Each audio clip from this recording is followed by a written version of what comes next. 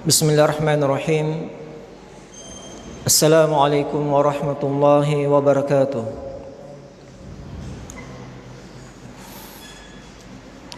Innal hamdalillah nahmaduhu wa nasta'inuhu wa nastaghfiruh wa na'udzu billahi min syururi anfusina wa min sayyiati a'malina. May yahdihillahu fala mudilla lahu wa may yudlil fala hadiya lahu. Asyhadu an la ilaha illallah wahdahu la syarika lah wa asyhadu anna Muhammadan abduhu wa rasuluh. Ya ayyuhalladzina amanu taqullaha haqqa tuqatih wa la tamutunna illa wa antum muslimun. Ya ayyuhan nasu taqu rabbakumul ladzi khalaqakum min nafsin wahidah wa khalaqa minha zawjaha وبث منهما رجالا كثيرا ونساء واتقوا الله الذي تساءلون به والأرحام إن الله كان عليكم رقيبا يا أيها الذين آمنوا اتقوا الله وقولوا قولا سديدا يصلح لكم أعمالكم ويغفر لكم ذنوبكم ومن يطع الله ورسوله فقد فاز فوزا عظيما. أما بعد فإن خير الحديث كلام الله تعالى وخير الهدى هدى نبينا محمد صلى الله عليه وعلى آله وصحبه وسلم وشر الأمور محدثاتها فإن كل محدثة بدعة وكل بدعة ضلالة وكل ضلالة في النار أعاذنا الله وإياكم من النار. معاشر الإخوة والأخوات kaum muslimin wal muslimat, hafidhani wa hafidhakumullah wa rahimani wa rahimakumullahu ta'ala jami'an. Alhamdulillah, semata kehadirat Allah Subhanahu wa ta'ala kita panjatkan pujian yang terbaik sebagai wujud penghambaan kita kepadanya, sebagai wujud kesyukuran atas segala nikmat yang Allah Subhanahu wa ta'ala terus berikan kepada kita sekalian, dan atas limpahan curahan kasih sayangnya yang tak ada henti-hentinya kepada sekian makhluknya, terkhusus kepada orang-orang yang beriman. Wa kana bil mu'minina rahima, dan adalah Allah Subhanahu wa ta'ala sangat penyayang kepada hamba-hambanya yang beriman. Maka kewajiban kita sebagai orang yang beriman semata memanjatkan puji syukur kepada Allah Subhanahu wa ta'ala. Balillaha fa'bud wa kum minasyakirin. Hanya kepada Allah sajalah engkau beribadah, wa kum minasyakirin, dan jadilah orang-orang yang bersyukur kepada Allah Subhanahu wa ta'ala. Wa man yashkur fa innama yashkuru li nafsihi. Sebab barang siapa yang bersyukur, hakikatnya adalah untuk dirinya sendiri. Kebaikannya untuk hamba itu sendiri. Dengan dia bersyukur, dia akan memperoleh tambahan nikmat dari Allah Subhanahu wa ta'ala. Dan tentu itu yang diinginkan oleh setiap hamba. Iya. La in syakartum la azidannakum. Jika kalian bersyukur, maka saya akan tambahkan nikmat itu kepada kalian. Dan sebaliknya, wala in kafartum inna adzabi lasyadid. Jika kalian ingkari, mengkufuri nikmat Allah, maka sungguh siksaanku sangatlah pedih. Maka kesyukuran adalah ibadah yang wajib untuk kita tegakkan setiap saat, karena Allah Subhanahu wa ta'ala setiap saat dan tak henti memberikan nikmat kepada kita sekalian, terutama kita orang-orang yang beriman, diberikan nikmat keimanan nikmat keislaman, diberikan nikmat kesempatan, kesehatan, kekuatan, dan kita dibimbing, diberikan taufik, hidayah oleh Allah. Kita gunakan nikmat kesehatan, kekuatan, kesempatan, waktu luang kita mampu gunakannya dalam rangka beribadah, menyempatkan diri kita mendatangi rumah Allah, memakmurkannya, dan bermajlis ilmu semata untuk mencari ridha dan rahmah dari Allah Subhanahu wa taala. Maka semoga ini semua bahagian dari wujud kesyukuran kita atas segala nikmat yang Allah berikan, dan semoga Allah Subhanahu wa taala meluruskan niat-niat kita mendatangi rumahnya, mendatangi majelis ilmu guna mempelajari kewajibannya dalam berilmu, dan dengannya dia akan beribadah di atas ilmu tersebut sebagaimana sabda Rasulullah sallallahu alaihi wasallam, talabul ilmi fariidatun ala kulli muslimin. Menuntut ilmu adalah kewajiban, suatu perkara yang fardu atas setiap kaum muslimin. Kemudian dari ilmu yang kita penting untuk kita ketahui dan pelajari adalah hal-hal yang terkait dengan petunjuk dan sunnah apa yang datang dari Rasulullah sallallahu alaihi wasallam melalui lisannya, dengan hadis-hadis yang disebutkan oleh para ulama di dalam kitab-kitab hadis mereka. Sebab Al-Quran turun sebagai petunjuk, akan menjadi sempurna penjelasan-penjelasannya adalah dengan hadis-hadis dari Rasulullah sallallahu alaihi wasallam. Sehingga dua perkara ini, Al-Quran dan hadis dari Nabi sallallahu alaihi wasallam, adalah dua sumber hukum yang tidak bisa dipisahkan di dalam agama Islam. Keduanya saling melengkapi. Selain kewajiban kita mempelajari Al-Quran, mentadaburinya, memahami kandungannya, beramal di atasnya, kita juga perlu mengetahui petunjuk-petunjuk dalam agama Islam yang bersumber dari hadis-hadis. Dengan kita mempelajarinya, kita akan mengetahui beberapa perkara-perkara yang tidak disebutkan di dalam Al-Quran, hanya disebutkan dalam hadis Rasulullah sallallahu alaihi wasallam. Contoh yang sederhana, perkara kaifiyat salat, tata cara salat dari takbiratul ihram hingga taslim salam, itu sama sekali tidak disebutkan kaifiyatnya di dalam satu ayat pun. Namun kita mengetahui kaifiyat salat, begitu pula kaifiyat ibadah yang lainnya, zakat, puasa, haji, seluruhnya bersumber dari hukum Islam yang kedua, yaitu hadis-hadis Rasulullah sallallahu alaihi wasallam. Maka disinilah pentingnya kita mengetahui dan mempelajari ilmu terkait dengan hadis-hadis Nabi sallallahu alaihi wasallam. Iya. Dan ini bahagian dari keutamaan yang diberikan kepada ahlu sunnah wal jamaah, yang mereka disebutkan sebagai golongan yang senantiasa mempelajari dua sumber hukum tersebut secara bersamaan, berdakwah di atasnya, menampakkan kebenaran dengan Al-Quran dan hadis sesuai dengan pemahaman para sahabat dan pemahaman para salafus salih.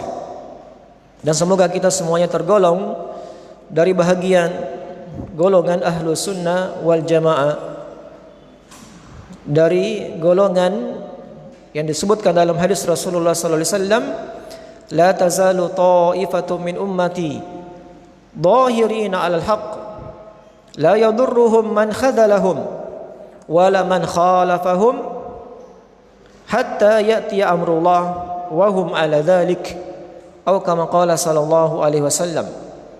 Kata beliau, akan senantiasa ada golongan di tengah umatku, suatu golongan yang mereka menampakkan al-haq, mereka menampakkan kebenaran di dalam ilmu, amalan, dakwah mereka, yakni kebenaran apa yang bersumber dari Al-Quran dan Sunnah Rasulullah sallallahu alaihi wasallam. Itulah al-haq, itulah kebenaran, dan itulah yang ditampakkan.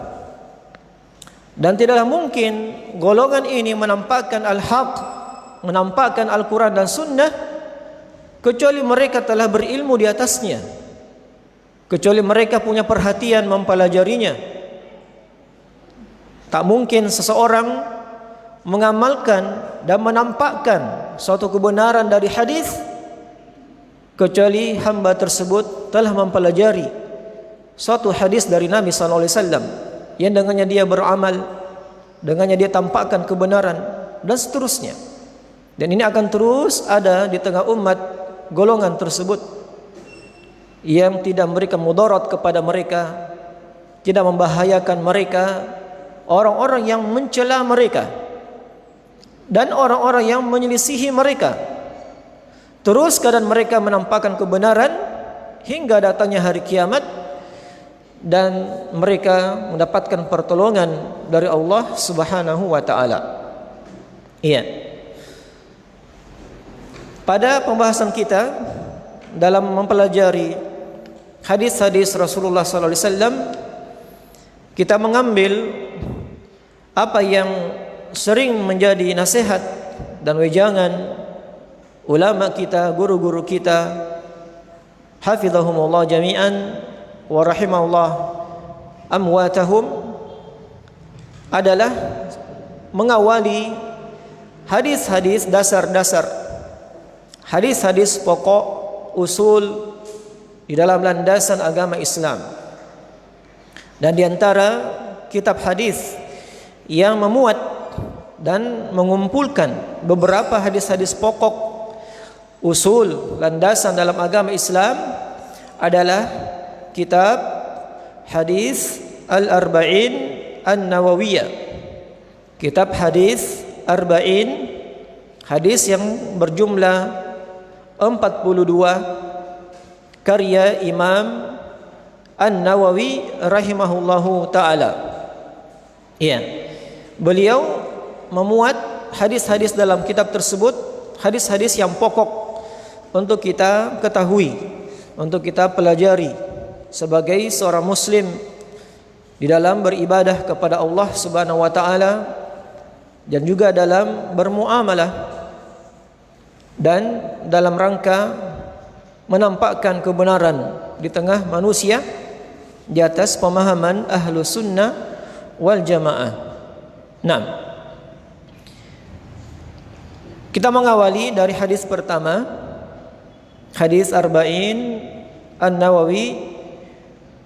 Kata beliau, al-hadisul awal, hadis yang pertama, an Amiril Mu'minin Abi Hafsin Umar bin Al-Khattab radhiyallahu ta'ala an qala sami'tu Rasulullah sallallahu alaihi wasallam yaqul innamal a'malu binniyat wa innama likulli imri'in ma nawa faman kanat hijratuhu ila Allah wa rasulih fahijratuhu ila Allah wa rasulih wa man kanat hijratuhu lidunya yusibuha aw imra'atin yankihuha fahijratuhu ila ma hajara ilaih.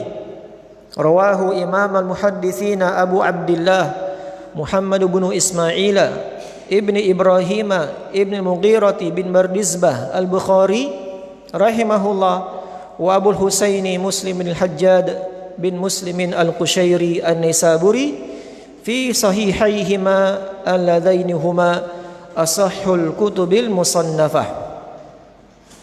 Kata beliau Imam Nawawi rahimahullahu ta'ala, dari Amirul Mukminin, gelar yang pertama kali disematkan kepada khalifah yang dua, yaitu Umar bin Khattab radhiyallahu taala an. Beliau digelari dengan gelar Amirul Mukminin. Abu Hafs adalah kunyah beliau. Hafs adalah salah seorang dari putra Umar bin Khattab radhiyallahu taala an. Beliau bernama Umar ibnul Khattab, dari suku Al-Quraisy, dari suku asli kabilah Quraisy, suku asli penduduk Makkah. Qala, beliau meriwayatkan hadis ini mendengarkan dari Rasulullah sallallahu alaihi wasallam secara langsung, sehingga beliau mengatakan, sami'tu, saya mendengarkan hadis ini dari Rasulullah sallallahu alaihi wasallam, yaqul, di mana beliau bersabda, innamal a'malu binniyat, sesungguhnya setiap amalan tergantung dengan niat-niatnya. Wa innama likulli imri'in ma nawa, dan sungguh bagi setiap orang mendapatkan apa yang dia niatkan dalam amalannya. Faman kanat hijratuhu ila Allah wa rasulihi fa hijratuhu ila Allah wa rasulihi. Barang siapa yang dia berhijrah, yang hijrahnya karena Allah dan Rasulnya, maka hijrahnya terhitung untuk Allah dan Rasulnya. Wa man kanat hijratuhu lidunya yusibuha, dan barang siapa yang hijrahnya karena dunia yang dia inginkan, au imra'atin yankihuha, atau seorang wanita yang ingin dia nikahi, fa hijratuhu ila ma hajara ilaih, maka pahala hijrahnya adalah dengan apa yang dia maksudkan dari hijrahnya. Hadis ini adalah hadis yang diriwayatkan oleh Imam Ahlul Hadis yang sangat terkenal di kalangan kaum muslimin.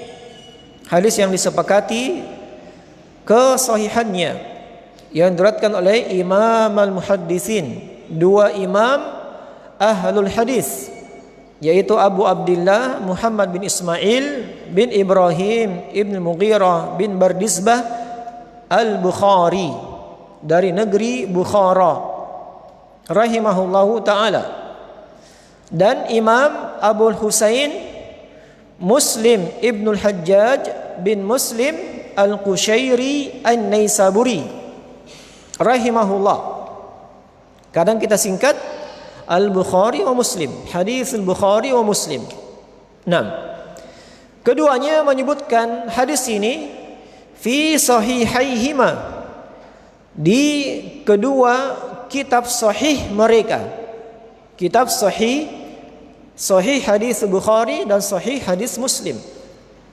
Alladaini huma asahhul kutubil musannafah, yang mana keduanya adalah kitab hadis yang tersahih, yang tertuliskan, yang dikarang oleh manusia dari peradaban sejarah Islam.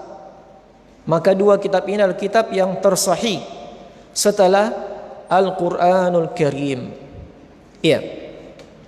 Hadis ini ditempatkan dengan hadis yang pertama dalam kitab ini, menunjukkan akan keagungan dan kemuliaan perkara niat, sehingga para ulama mereka sengaja menempatkan dalam tulisan-tulisan mereka hadis tentang niat ini sebagai bentuk peringatan akan pentingnya seseorang mempelajari agama, baik terkait penulisan kitab, terkait dengan dia menukilkan, mempelajari kitab tersebut, mengajarkannya, mendakwakannya, atau beramal di atasnya, adalah semata harus dilandasi oleh niat yang benar, sebagaimana kandungan hadis ini. Iya, sebagaimana disebutkan riwayat dari perkataan Imam Ahlul Hadis Abu Sa'id Abdurrahman bin Mahdi rahimahullahu ta'ala. Iya, kata beliau, "Lau sannaftu kitaban bada'tu fi awwali kulli babin minhu bihadzal hadis. Kata Imam Abdurrahman bin Mahdi rahimahullah, seandainya saya menulis suatu kitab, suatu tulisan, maka saya akan mengawali di setiap bab penyebutan hadis ini. Iya. Dan disebutkan pula dari beliau perkataan, man arada ayusannifa kitaban falyabda bihadzal hadis. Barang siapa yang menginginkan untuk menulis suatu kitab, maka hendaklah dia mengawali dengan hadis ini. Nah, disebutkan hadis ini hadis pokok-pokok di dalam agama Islam bersama sejumlah hadis-hadis yang lainnya, di mana landasan syariat Islam berporos pada sejumlah hadis. Di antaranya hadis innamal a'malu binniyat. Disebutkan dari perkataan Imam Ahmad rahimahullahu taala, usulul islami ala salasati ahadits. Usul, pokok-pokok landasan dalam agama Islam berputar di atas 3 hadis. Yang pertama, hadis Umar. Hadisnya Umar ini, al-amal bin niyat. Hadis pertama, amalan bergantung dengan niat. Kemudian yang kedua, wa hadisu Aisyah. Hadis Aisyah, istri Rasulullah sallallahu alaihi wasallam, tentang man ahdatsa fi amrina hadza ma laysa minhu fa huwa rad. Hadis kelima dalam kitab Arba'in yang akan datang insyaallah. Barang siapa yang mengada-adakan perkara baru dalam perkara agama kami, maka sungguh dia akan tertolak. Ini hadis yang disebut oleh Imam Ahmad sebagai hadis kedua, di mana pokok Islam berputar di atas hadis-hadis tersebut. Hadis yang ketiga, hadis Nu'man bin Bashir, yaitu al-halalu bayyin wal haramu bayyin wa bainahuma umurun mushtabihat. Perkara yang halal sudah jelas, perkara yang haram sudah jelas, dan antara keduanya adalah perkara-perkara yang syubhat, yang samar-samar.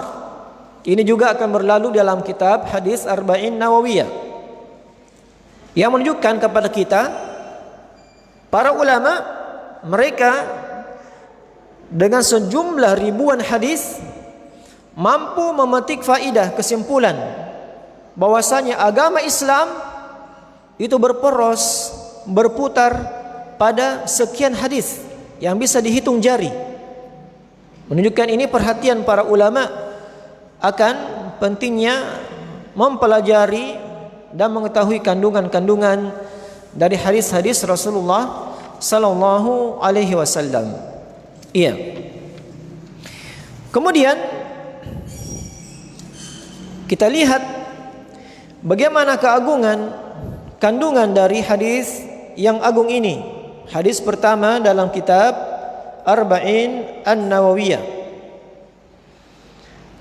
Rasulullah SAW menyebutkan kalimat pertama di dalam hadis yang agung ini, innamal a'malu binniyat. Innama ini adalah kata yang menunjukkan pembatasan. Ini hanya ini saja. Hanya ini mengukur benar tidaknya al-a'mal, suatu amalan, dengan cara bin niyat, dengan melihat niat-niat di dalam setiap amalan tersebut. Iya. Sehingga makna dari kalimat Rasulullah sallallahu alaihi wasallam, innamal a'malu bin niyat, bahwasanya amalan-amalan benar tidaknya tergantung dari niat orang-orang yang beramal. Sebagaimana perkataan Syekh Abdul Muhsin Al-Abbad hafizahullah taala, anna salahal amal wa fasadahu bihasabin niyyah al-muqtadiyah liijadihi. Kebaikan benarnya suatu amalan atau keburukan rusaknya suatu amalan itu tergantung dengan niatnya yang mengharuskan dia beramal dengan amalan tersebut. Ketika niatnya benar, maka amalannya benar. Jika niatnya salah, niatnya rusak, maka pun amalan pun menjadi rusak sebagaimana niatnya. Maka ini makna innamal a'malu binniyat. Ini makna kalimat innamal a'malu binniyat. Sesungguhnya setiap amalan tergantung dengan niat.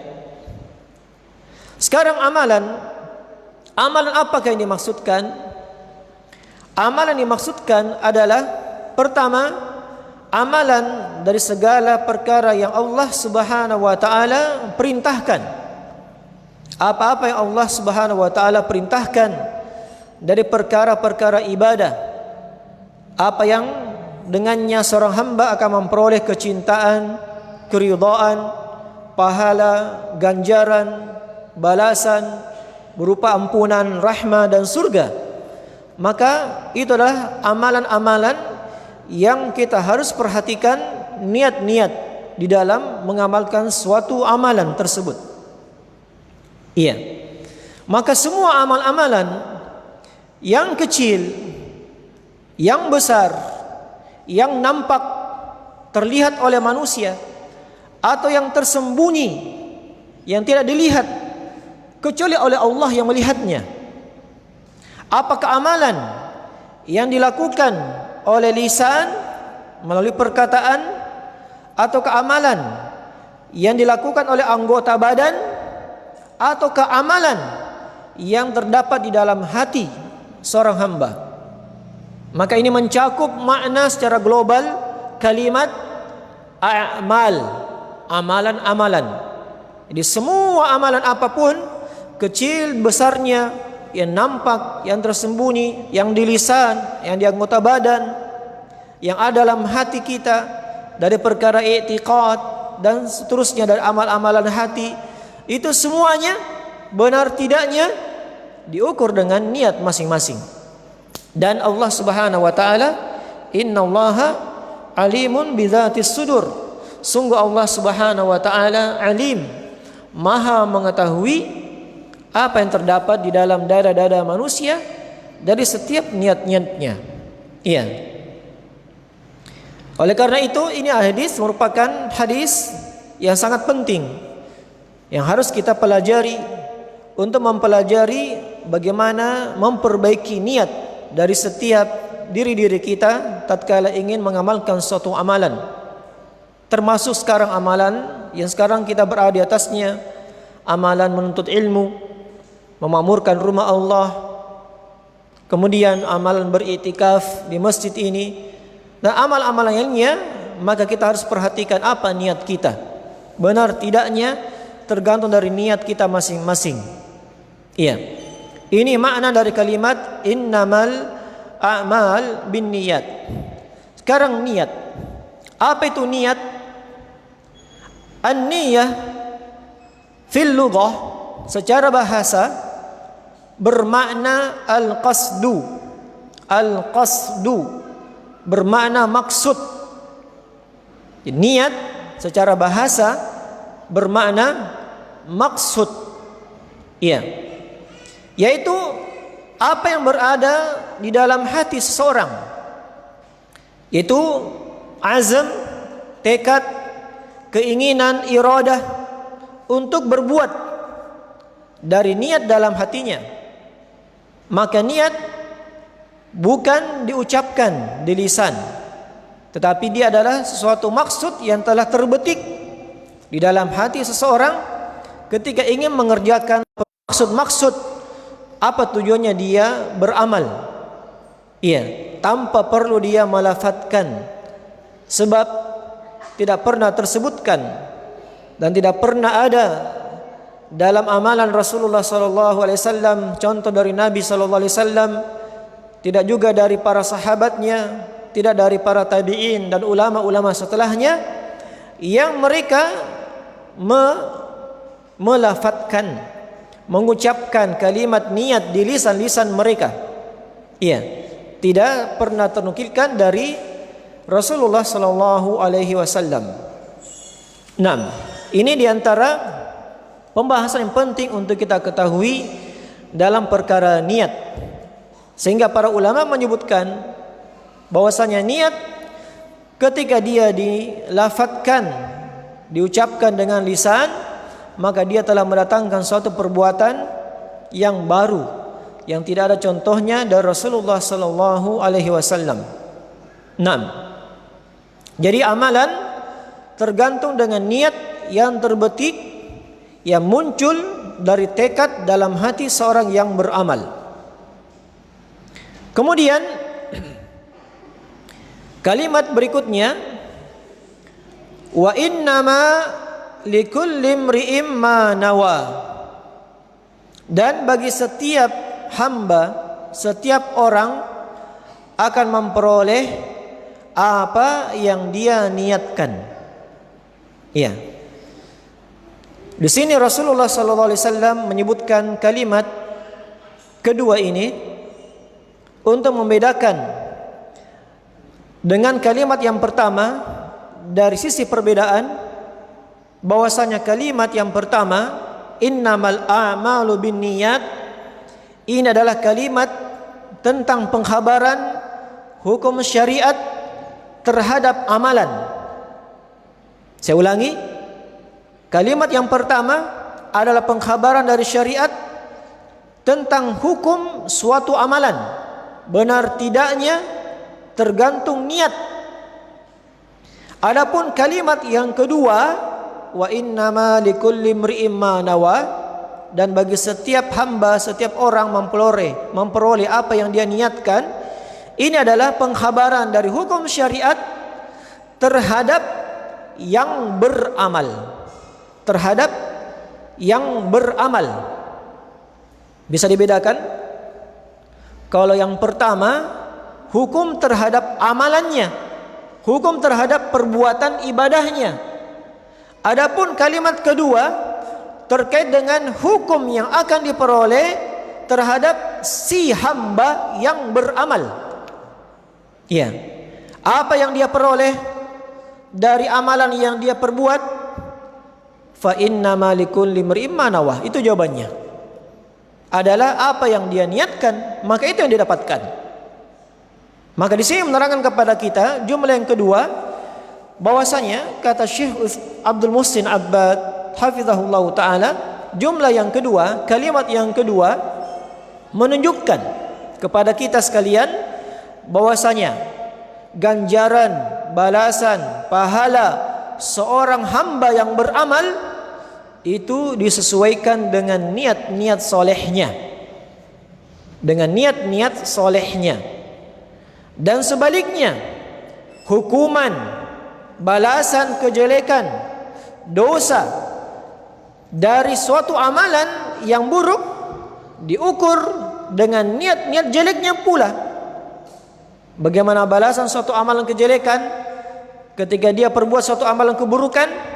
Dilihat dari niat jeleknya, apa maksudnya? Maka semua akan mendapatkan likulli imri'in ma nawa. Setiap orang akan memperoleh apa yang dia niatkan. Iya. Maka terkait dengan dua kalimat ini, kita sebagai seorang hamba, seorang muslim dan muslimah, apa yang harus kita fokuskan tatkala kita ingin beramal dengan suatu amalan, dengan mempraktekkan langsung aplikasikan dua kalimat dari hadis Nabi tadi? Maka caranya, amal yang kita harus lakukan, pertama kita munculkan niat ini dengan suatu amalan. Niatnya karena apa? Tujuannya karena apa? Maka itulah ukuran benar tidaknya amalan. Jika niatnya karena Allah, maka Allah Subhanahu wa taala akan menilai pahalanya, menilai sebagai amalan yang benar. Jika untuk selainnya, maka pahalanya tidak akan diberikan karena dia tidak ikhlas di dalam amal ibadahnya.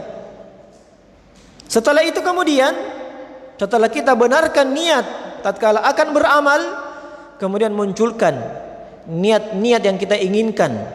Apa maksud yang kita harapkan dari Allah dengannya kita beramal. Maka munculkan, kita meniatkan surga, meniatkan pengampunan dosa, meniatkan keberkahan hidup dunia dan negeri akhirat, meniatkan melihat wajah Allah agar berkumpul bersama Rasulullah SAW dan seterusnya. Dari niat-niat yang baik dia munculkan. Ini makna dari kalimat yang kedua. Iya. Oleh karena itu, para ulama membedakan maksud dari dua kalimat innamal a'malu binniyat wa innama likulli imri'in ma nawa. Kalimat yang pertama untuk menerangkan benar tidaknya suatu amalan tergantung dengan niat.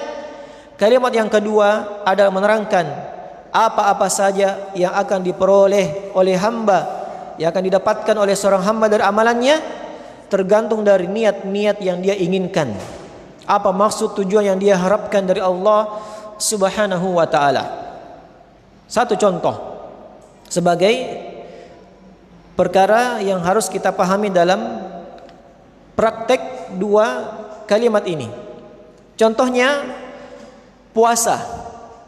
Seorang puasa ketika puasanya karena Allah Subhanahu wa taala, imtithali amrillah, karena dia menegakkan perintah Allah Subhanahu wa taala, maka puasanya puasa yang benar.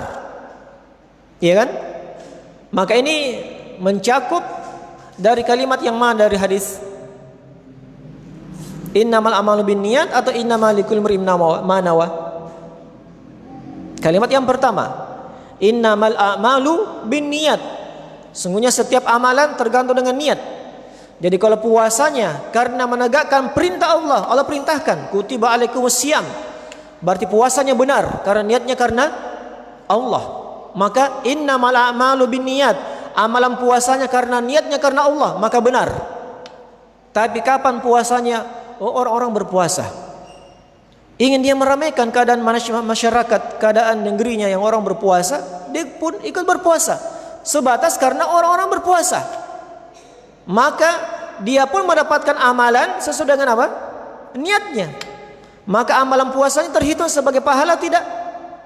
Tidak, karena niatnya bukan karena Allah, tapi karena sekedar mengikut apa yang diperbuat oleh manusia.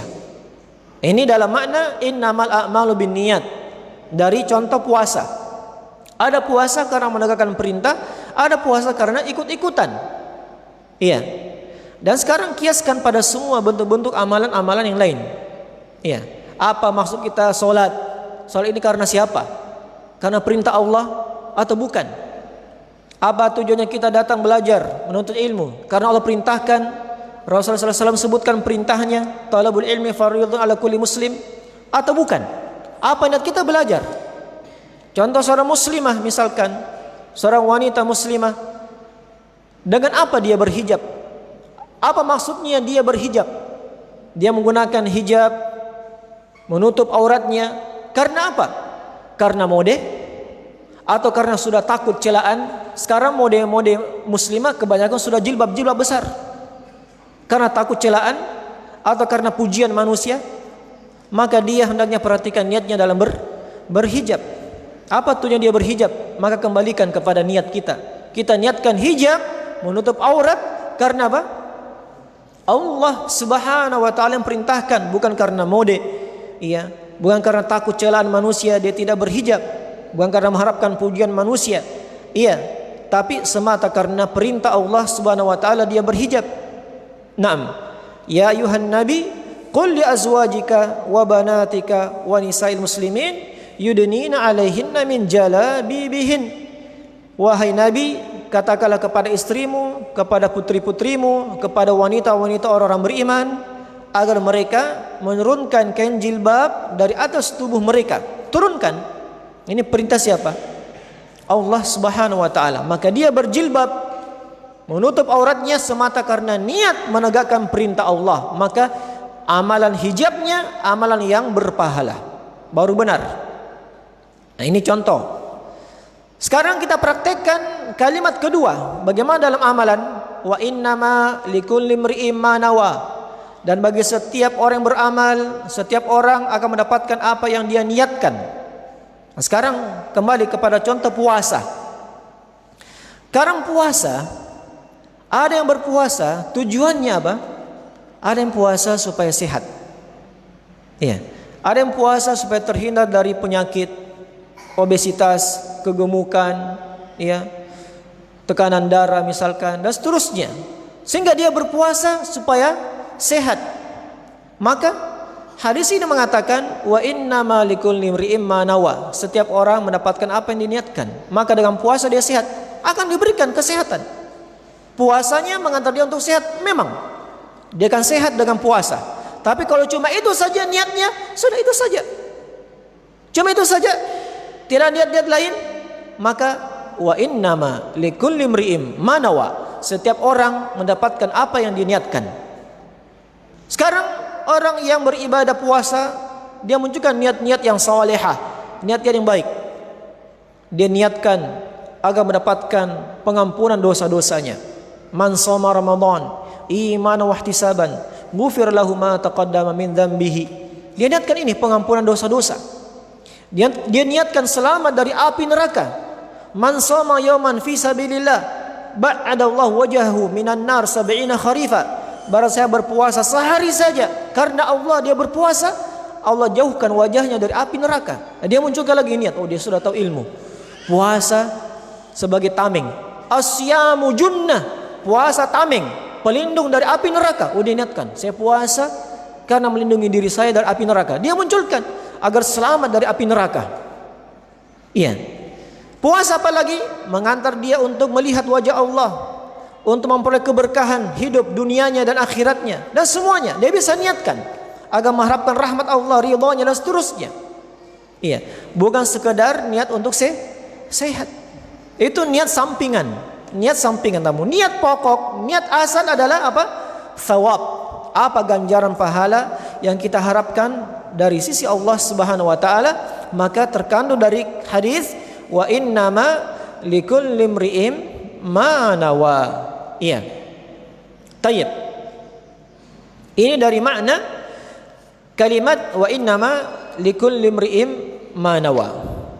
Kemudian hadis ini innamal a'malu binniyat menerangkan kita akan kedudukan niat. Kedudukan niat diterangkan oleh para ulama.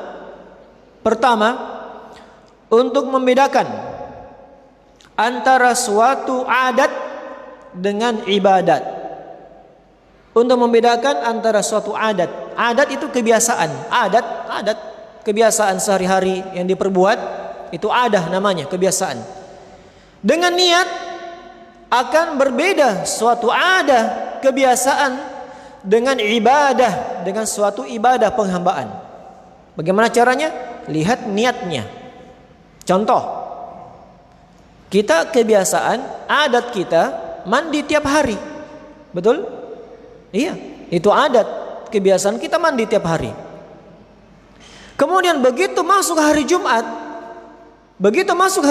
contoh bagi seorang muslim laki-laki yang diperintahkan beribadah hari Jumat, ketika dia tidak munculkan niat ibadah pada mandi hari Jumat, maka mandinya di hari Jumat sama seperti adat-adat kebiasaan mandi-mandi di hari-hari lain. Karena apa? Tidak ada niat yang membedakan.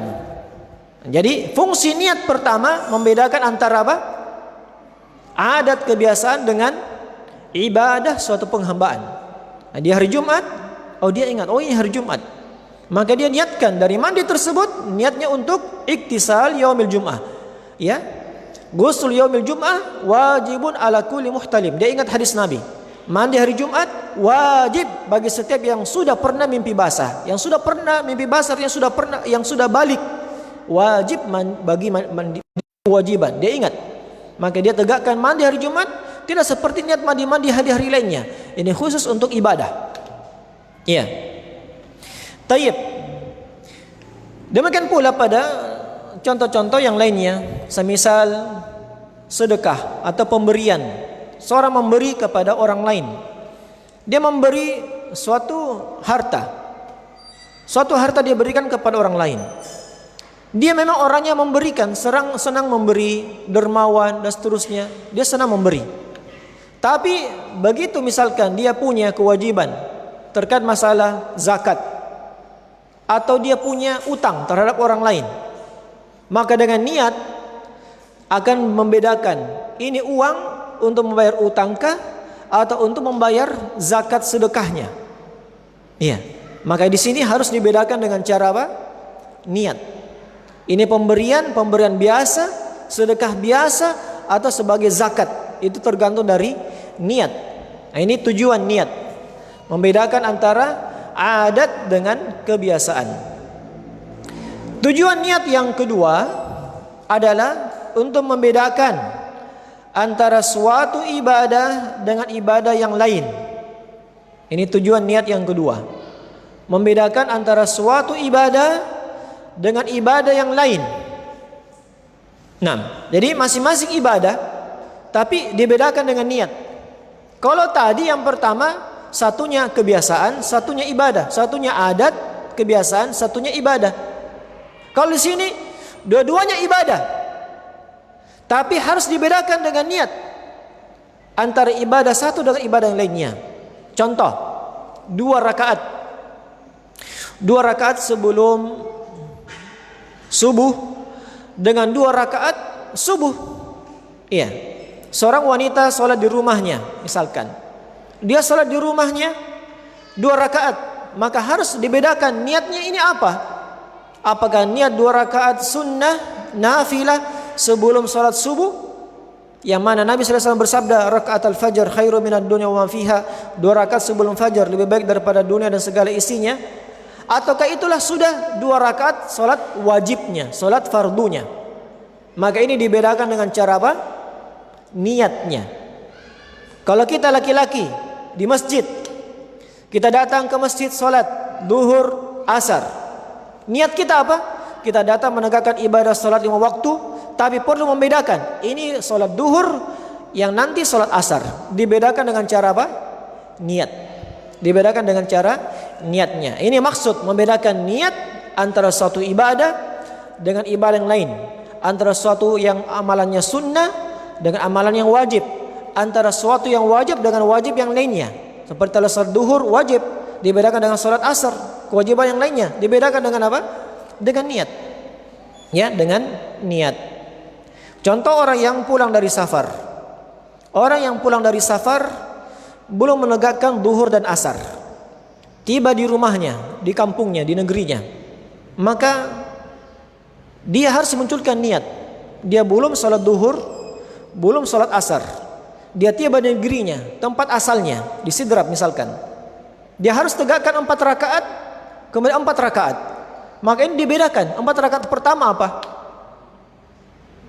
Anggap dia tiba, misalkan tiba di negerinya, dia tiba jam 5. Tiba di bandara Makassar jam 5. Maka dia harus sholat apa dulu?